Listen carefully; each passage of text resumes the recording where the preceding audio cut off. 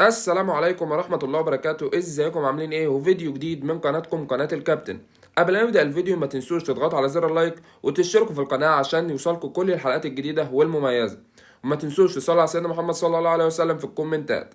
هنتعرف النهارده على موعد مباراة الزمالك وبيراميدز القادمة في الدوري المصري الممتاز موسم 2024-2025.